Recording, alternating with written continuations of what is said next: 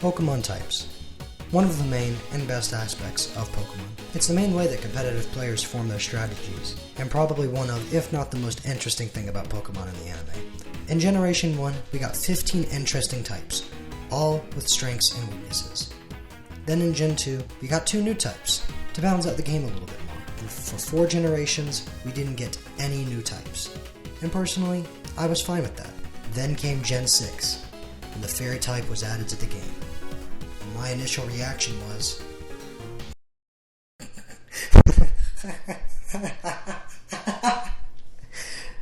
oh yeah, this is real. But later I got used to it, and eventually began to really love this type.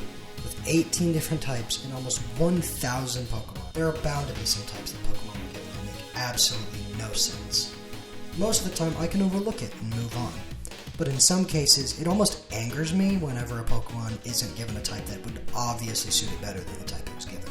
And believe me when I say that there are some obvious cases of this, and some not so obvious cases. So let's start out with one of the most devious cases. Charizard not having the Dragon type. And yes, I'm aware that when Charizard Mega evolves, it gains the Dragon type. But still, it should have had it before a Mega Evolution. It also learns the same amount of Dragon moves via level up, as many as it does Flying type. It even breathes fire like most stereotypical dragons. However, this case probably angers me the least, because it makes perfect sense that it's Flying type due to most dragons being able to fly. And now I think about it, why give it the Flying type but not the Dragon type, when most dragons fly? So why give a Pokemon that's based on, looks like, sounds like, and moves like a dragon the Flying type instead of the Dragon type? I guess we'll never know. Speaking of Dragon types, Flygon is another mistyped Pokemon. Many people believe it should be Bug Dragon, or be the first Pokemon to have more than 2 types, and no, Arceus and Silvally don't count, because they can only have 1 type at a time. I do think that if Game Freak won't give Flygon a Mega, then they should at least make it the first Pokemon to have 3 types. I just personally, design-wise, don't see it as Ground Dragon.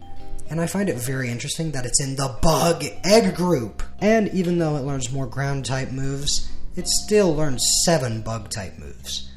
But I still don't think that it should be just Bug Dragon. Because one of its Dex entries states that to prevent detection by enemies, it hides itself by using its wings to create clouds of sand. So 100% could be a Ground type. In fact, I think it should be a Ground type. It's just a matter of I believe that it should be Ground Dragon and Bug type, because it shares attributes of all 3 types. Let's move on to one that really bugs me. Bulbasaur having the Poison type. Design-wise, it looks nothing like a Poison type. Ivysaur and Venusaur, I understand, but why Bulbasaur? Because it learns a few Poison moves? Well, Lugia learns a crap ton of Water moves, and it's not a Water type. This makes Bulbasaur the only first-stage starter to have 2 types. Some people argue that certain grasses and plants can be poisonous. Okay, I guess Sceptile is a Poison type, because it's grass. This argument is really stupid to me, because if Bulbasaur gets the Poison type because some plants are poisonous, then by that logic, all grass types should be poison. Moving on from that, let me ask you a question. Imagine that you've never seen Celebi, and had no idea of its typing. So, a friend shows you this Pokemon and asks you to guess what type it is. Well, it is the Onion Fairy Pokemon? Alright, well if it's an Onion Fairy, then it must be Fairy type, right? What the Of course, the most prominent argument is that Fairy type was introduced in Gen 6, but Game Freak has given the Fairy type to old Pokemon that previously didn't have it, so why not give the Fairy type to probably the most fairy-like Pokemon in the entire franchise? Now, this next mistyped Pokemon I complained about in my previous video, and if you watched it, then you know exactly which Pokemon I'm talking about. Why the frick isn't Grapploct a Water type?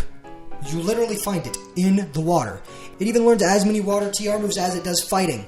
And it's based on an octopus, which, lives in the water. This angers me so unbelievably much.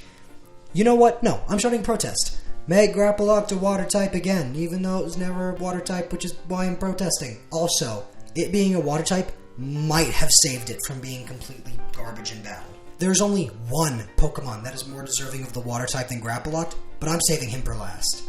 Let's talk about Incineroar. Why isn't it a firefighting type? I'm kidding. The next slot actually is going to be for pretty much every bird Pokemon. Why are they normal flying? They're birds. Shouldn't they just be flying? In fact, I'm pretty sure that until Tornadus we didn't have just a pure flying type. Which is really stupid considering that pretty much every other type had a Pokemon that was just that specific type.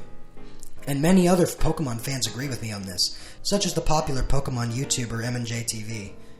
Now, it's time for the Pokemon we've all been waiting for.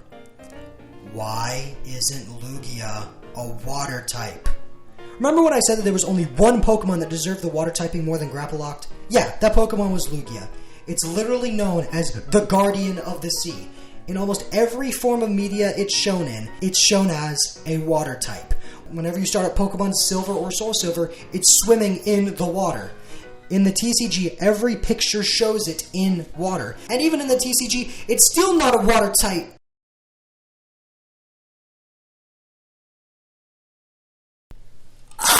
You're kidding. If it's a water type in the TCG, why isn't it in the games? It says that it lives at the bottom of the sea and that it lives in a deep sea trench. It's known as the diving Pokemon. In the Gen 2 games and Soul Silver, you find it by a waterfall. I will never understand why it isn't a water type. Aside from that, there's one more Pokemon I want to talk about. Why isn't the Florges a grass type? It learns more grass type moves than fairy type moves. It's known as the garden Pokemon, and someone who had no idea of its typing would definitely think it's a grass type. However, this is understandable because of its origins. It's based on a nymph, which is an ancient Greek fairy-like creature, so it makes sense that Florges is a fairy type, even though nymphs usually live in forests. Aside from that, please, let me know what mistyped Pokemon bug you the most, and let me know what you thought of this video. So I guess I'll see you in the next video. Arc out.